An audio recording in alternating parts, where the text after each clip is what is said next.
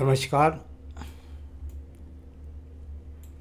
आइए हम इस बात पर प्रकाश डालने से पहले बता दें कि आपकी उंगलियों पर जो गतिविधियां हैं उनके क्या फल है, आपके हाथों पर जो रेखाएं हैं उनके क्या फल हैं, आपके पर्वतों पर जो रेखाएं हैं उनके क्या फल हैं। सबको मैं यहाँ क्रम से लेकर के चलूँगा और आपकी जो बातचीत सवाल लिखे हैं आपने उनके पहलुओं को बहुतों को मैं आपके हाथ के द्वारा बोलता भी चलूँगा।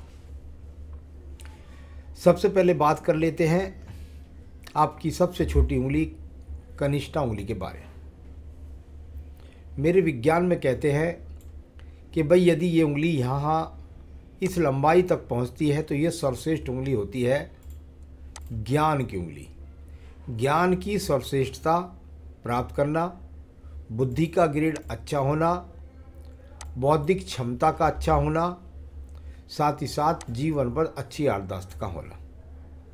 तो इसके पहलू तो सारे के सारे सही मिले। प्रथम पर्व पर किसी प्रकार के भी बुरे प्रभाव का, कोई भी बुरी रेखा का प्रभाव नहीं है। यानी व्यक्ति की बुद्धि भी सही, व्यक्ति का ज्ञान भी सही, व्यक्ति की भाषा शैली भी सही। सेकंड पर्वत पर कुछ तर्क मैं देखता हूं तो माइनस रेखा दिखाई देती हैं। यानी थोड़ा सा कह सकता हूं क्रोध पर नियंत्रण रखें, बहुत ज़्यादा बुरी बात नहीं है। यहाँ बात करता हूं आपके पास इन रेखाओं के बारे में। ये वो रेखाएं हैं जो आपको कह रही हैं, इशारा दे रही हैं कि भाई थोड़ा सा ध्यान रखना वरना धन की तंगी का सामना हो जाएगा। बस इतना कह दीजिए, इससे कोई बुरी बात नहीं है। यहाँ पर सूर्य की उंगली के प्रथम पर्व की बात कर लेते हैं। सूर्य की उंगली का प्रथम पर्व कुल मिलाकर के यहाँ पर सूर्य कारक होता है तेज का, एनर्जी का। मुझे यहाँ कोई ऐसा दिखाई नहीं देता कि कोई बहुत ज़्यादा कोई बीपी का या आँखों का रोग यहाँ पर हो, ऐसा मुझे यहाँ दिखाई नहीं देता। सेकंड पर्वत की स्थिति और इस पर राहु रेखाओं का आना, ये बोला तो ऐसे जाता है कि भाई राज्य सरकार से संबंधित कार्यों से लाभ न मिलना। यानी सरकारी नौकरियों के लिए मैं इस चीज़ को बहुत ज़्यादा देखता हूँ। यहाँ पर दूसरी बात यह है कि जब इसकी बात होती है तो कभी कभी ऐसा भी बोला जाता है कि पिता का सपोर्ट ना होना। यहाँ पर तीसरे पर्व पर भी राहु रेखा है। यानी अपना सम्मान जो बना हुआ है क्षेत्र में, आपकी गतिविधियों से कहीं वह सम्मान न खो जाए, ऐसा संकेत दिखाई देते हैं। शनि की उंगली का प्रथम पर्व और उसकी स्थिति पर माइनस रेखाओं का होना कई तरीके से बताता है। देखिए, अगर मैं बात करता हूँ, वही मैं चंद्र पर्वत से बोलता हूँ कि भाई आप में रोग हो सकता है, कोई ऐब हो सकता है, कुछ हो सकता है, तो शनि भी यहाँ पर एक रोग का कारक है। हो सकता है आपको कोई यहाँ पर कमर दर्द या घुटने का दर्द या कोई नाड़ी का दर्द इस समय परेशान कर रहा हो, इस तरह की स्थिति है। कोई और रोग की तो यहाँ पर स्थिति दिखाई नहीं पड़ती। सेकंड पर्वत पर फिर राहु रेखाओं का प्रभाव है।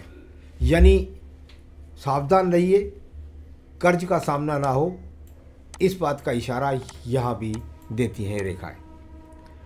तीसरा पर्व, और हमने बहुत अपने एपिसोड में बता दिया कि भाई यहाँ काला तिल हो जाए तो ऐसा व्यक्ति कुल मिलाकर के, मैंने तो दूसरी तरीके से बोला हुआ है, अपना एपिसोड अगला शायद आपने देखा हो, परंतु यदि यहाँ पर काला तिल आता है तो ये तंत्र साधना के लिए कहा जाता है।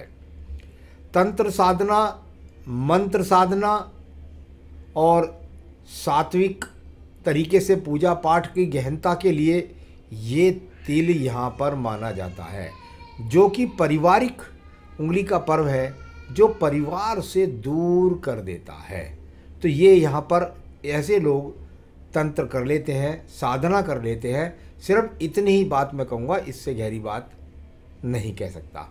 चलिए अब बात करता हूँ। तो ये यहाँ पर मिला, इसकी वजह से साधना में आपका मन गया। शनि का कारक जो होता है वो साधना के लिए, तंत्र के लिए जाना जाता है। यहाँ अभी कोई शुगर, कोलेस्ट्रॉल, लीवर, किडनी इस तरह के रोग नहीं है। सेकंड, पर्वत पर राहु रेखाओं का ज़बरदस्त प्रभाव, यानी आपके जीवन के अंदर कहीं ऐसी स्थिति पैदा ना हो जाए कि आप पत्नी को ही छोड़ दें, इस तरह की रेखा यहाँ पर दिखाई देती है। तीसरे पर्व पर जब रेखाओं का इस प्रकार से प्रभाव होता है तो वह भी व्यक्ति का धन से मोह दूर करता है, साथ ही साथ संतान के संसाधन व्यक्ति सही तरीके से पूरक नहीं कर पाता। ये वर्तमान की स्थिति है, इससे कोई बहुत मैं 5 साल से आगे की बात नहीं बोल रहा हूँ, मैं तो वर्तमान की स्थिति को बोल रहा हूँ। अब बात करते हैं यहाँ पर हम आपकी पर्वत की, और वह है आपका बुध पर्व। थोड़ा सा दबा है, थोड़ा सा उठा है, थोड़ा सा आड़ी रेखा ने काटा है। संसाधन पर स्वयं कैंची ना बनाए, संसाधन पर खुद उसके संसाधनों को ख़त्म ना करें, इस तरह की रेखा ये ख़त्म करवा देती है। और ऊपर वाली रेखा भी इस बात का इशारा करती है, यानी अपने संसाधनों को संभाल करके रखें। यहाँ बात करता हूँ एक छोटे से काले तिल को, यदि देखेंगे आप तो इसका मतलब होता है, देखिए ये 2 चीज़ के बीच में आया, कहाँ, एक सूर्य के बीच में, दूसरा कहाँ, बुध के बीच में। अभी बहुत छोटा है, इसका इतना ही फल बोल सकते हैं कि भाई देखिए, ना तो मिला सम्मान और ना मिला धन, ऐसा तिल इस बात का इशारा देता है। सूर्य के पर्व की स्थिति को देख लीजिएगा। सूर्य का पर्व पहले खड़ी रेखाओं को देख लीजिएगा, और खड़ी रेखाओं को देखते हैं तो निश्चित रूप से ये सम्मान की, अच्छे ओहदे की रेखा हम बोल देते हैं इनको।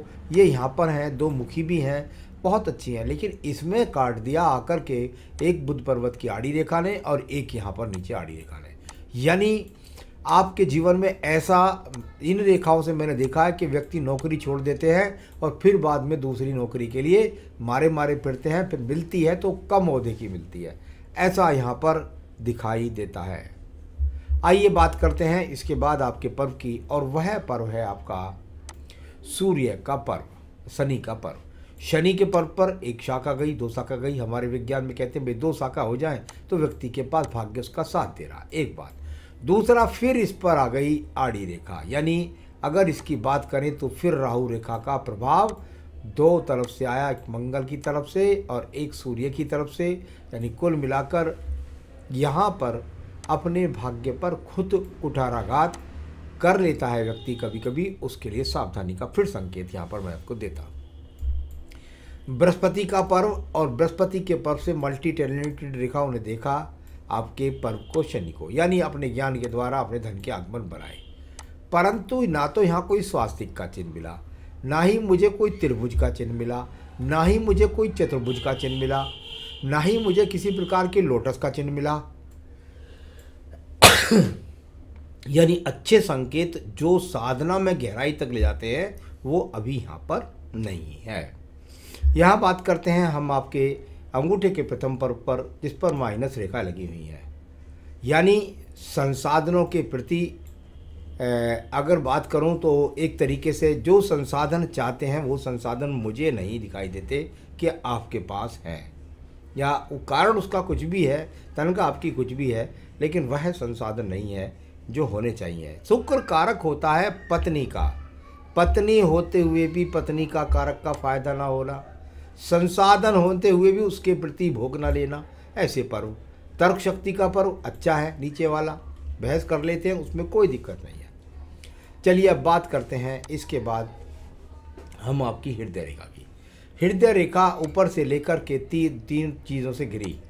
आने वाले समय में स्वास्थ्य के प्रति सावधानी, आने वाले समय में पति पत्नी के बीच तालमेल के प्रति सावधानी, और साथ ही साथ मन बहुत बेचैन रहने वाला है, उस पर आपको काबू रखना होगा। मैं बात करता हूँ इसके बाद में आपके पर्व की, और वह है आपका निम्न मंगल पर्व।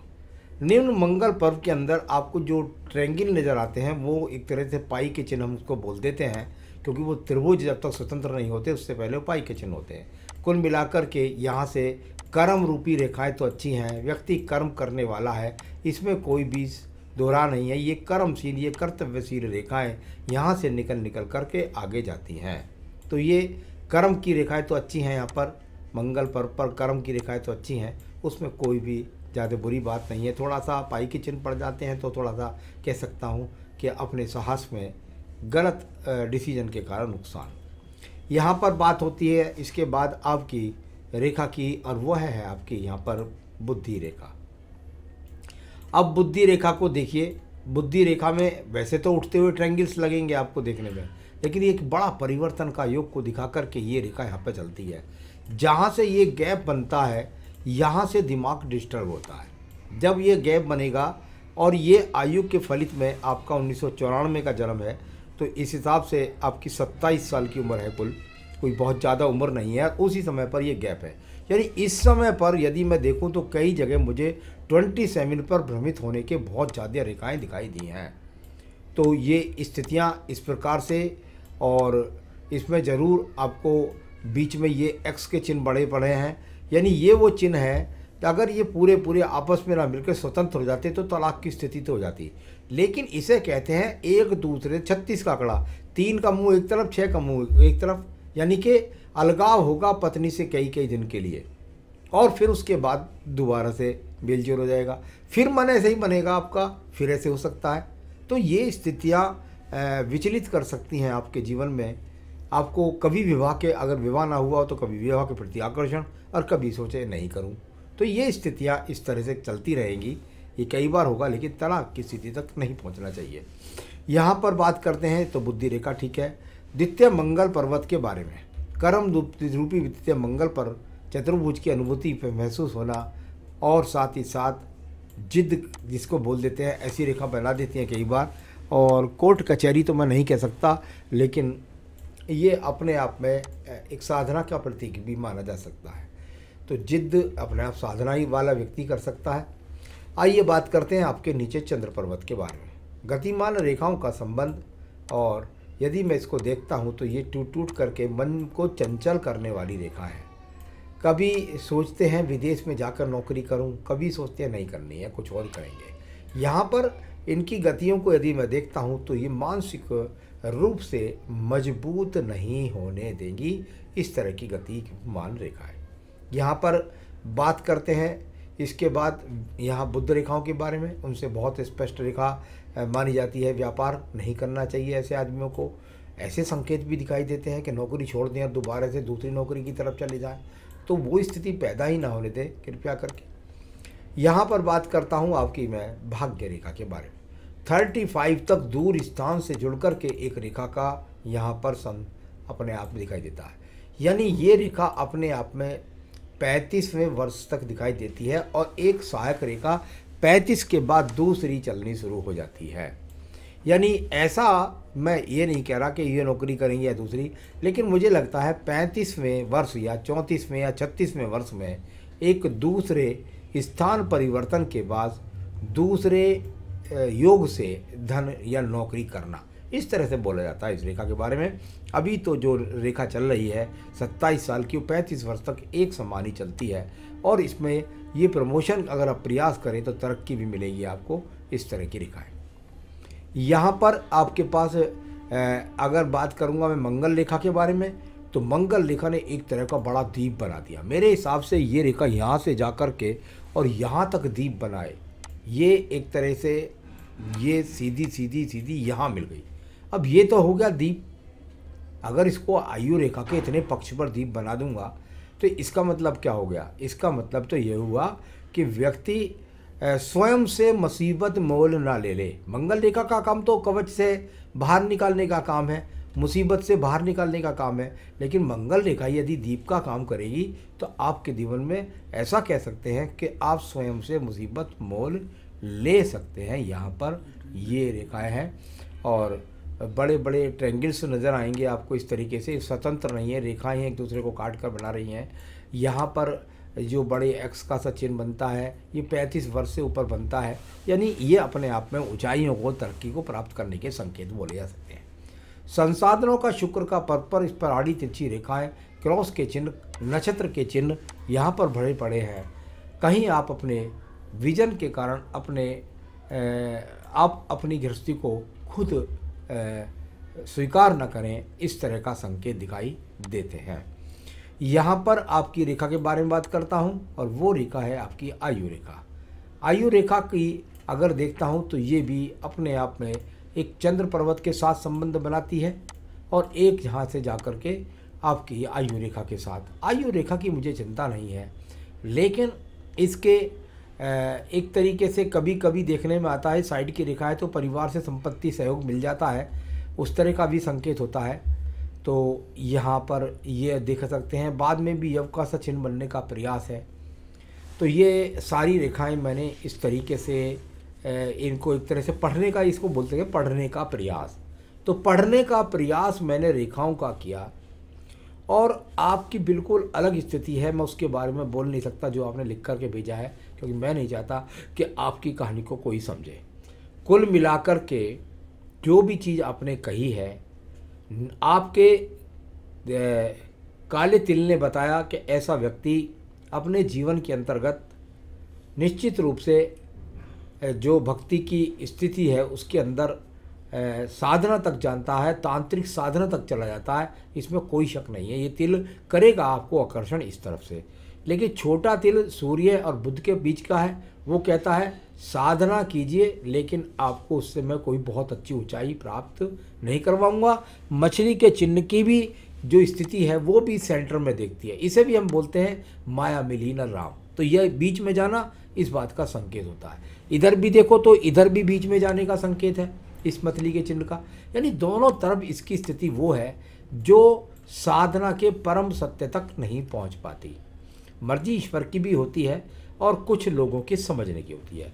जो आपकी एज है उस एज के अकॉर्डिंग बिल्कुल बहुत ही अच्छी बात है कि आप माँ की भक्ति करते हैं और उनकी साधना गहराई तक करने की आप में शक्ति भी है। तो आपको एक बात और भी पता होनी चाहिए कि सतगृहस्थ आश्रम भी होता है, यानी कि गृहस्थी के साथ आश्रम, यानी सतगृहस्थ आश्रम, यानी अपनी सदगति को प्राप्त करने के लिए अपने गृहस्थ के साथ चलना। क्योंकि भगवान ने आपको जन्म जो दिया है वो गृहस्थ के लिए दिया है, उसका जीवन यापन उसके संचालन के साथ में आप चलाइए। अपनी नौकरी जॉब अपने परिवार को भी संभालिए और साथ ही साथ वहाँ तक भी आइए। क्योंकि मुझे हाथ में मैरिड लाइफ प्रॉब्लम लग रही है, उसको साध कर आपको चलना है। और ये जो साधना वाली बात है, इसको अगर मैं देखता हूँ तो मैं निश्चित रूप से कह सकता हूँ कि ये आपके जीवन में अभी 2 साल आपको और परेशान करेगी और उसके बाद फिर आप समझेंगे कि भाई वास्तव में सतगृहस्थ आश्रम का मतलब क्या होता है। यानी अभी 2 साल और आपका मन भटकने वाला है और उससे आपको रुकना है। दूसरा, सब आपने पूछा पक्के साधक बनने का, बिल्कुल भी हाथ के अंदर बृहस्पति शुक्र इस बात को नहीं बताते और पक्के साधक बनने का योग यहाँ पर कोई नहीं है।